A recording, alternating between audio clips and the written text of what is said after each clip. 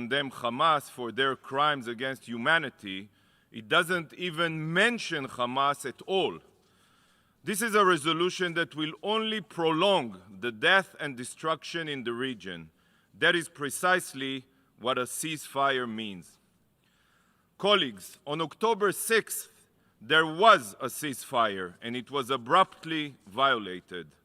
Not by Israel, but by 3,000 Hamas Nazis who invaded my country, raping women, beheading babies, burning families alive, and deliberately exterminating innocent civilians like insects.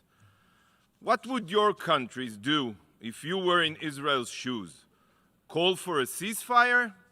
What would Moscow do? Beijing? Istanbul? How would you respond? Everyone here knows exactly. On December 1st, there was another pause in place. And again, it was violently ended by Hamas ISIS, who refused to release women held hostage and continued to fire rockets and missiles on our town and cities. Hamas raped women, committed heinous acts of sexual violence, took women and girls hostage, and is not only refusing to release them, but is also refusing the Red Cross's access to them. There are no war crimes more heinous than the atrocities Hamas committed, and those that support this resolution are giving the terrorists a free pass. A ceasefire means one thing and one thing only: ensuring the survival of Hamas, ensuring the survival of genocidal terrorists committed to the annihilation of Israel and Jews. This is no secret. Hamas's charter makes this clear, and Hamas leaders have publicly stated that October 7th was just a rehearsal. They have declared that they will repeat their atrocities again and again until Israel ceases to exist. So why would anyone want to aid Hamas in continuing their rule of terror and actualizing their satanic agenda? We all know that the so-called humanitarian ceasefire in this resolution has nothing to do with humanity. Israel is already taking every measure to facilitate the entry of humanitarian aid into Gaza. Thousands of aid trucks have entered with tens of thousands of tons of humanitarian aid. Field hospitals have been constructed. Floating hospital ships have been docked. And the only reason more aid is not entering Gaza is because UN bodies refuse to solve the logistical difficulties preventing all aid trucks waiting in Rafah from entering. If this resolution's true intent was humanitarian aid, it would be focused on improving the UN's logistical capabilities, not on a ceasefire.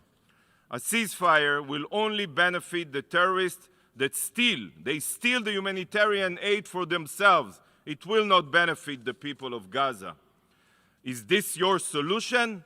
What will happen the day after the ceasefire? Will this bring peace and stability to the region? Of course not. A ceasefire is a death sentence for countless more Israelis and Gazans. By voting in favor of this resolution, you are supporting the survival of jihadist terror and the continued suffering of people of Gaza. The exploitation of the Palestinians has made the UN a moral stain on humanity. Why are you continuing to allow them to make the United Nations irrelevant? If this body's intentions are just, why don't you just start by demanding a ceasefire only from those responsible for violating the past too? Why don't you hold the rapists and child murderers accountable? The time has come to put the blame where it belongs, on the shoulders of the Hamas monsters.